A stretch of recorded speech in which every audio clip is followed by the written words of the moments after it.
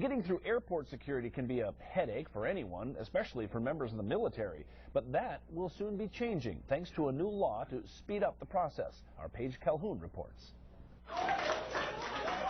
It's the moment many troops have been waiting for, coming home to their families. But unfortunately, the process isn't always an easy one, something 8th District Representative Chip Cravaack has seen firsthand. At a press conference at the Duluth airport, he describes the scene at a Washington, D.C. airport when a soldier set off a security alarm on his journey home from Afghanistan. And here he is in his stocking feet, in a T-shirt, going through security once again. And I looked at that and I said, this is just wrong. This is a returning hero, and he should be treated as such.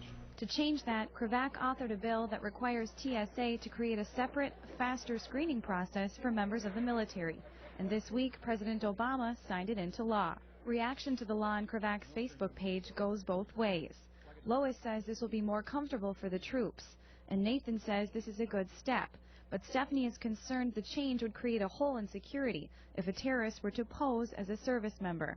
There are other security concerns, too. Just recently, a member of the military was charged trying to bring explosives onto an airplane in Fort Hood. We learned a lot from that. The military learned a lot from that. Cravaack maintains that screenings for military will not be less stringent. This process will be able to identify those individuals and make sure that they can have an expedited screening process, but always being aware of security. Security is always paramount.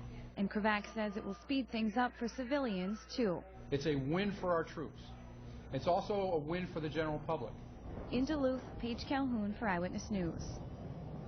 TSA now has until late June, early July to come up with an alternative screening process for the troops.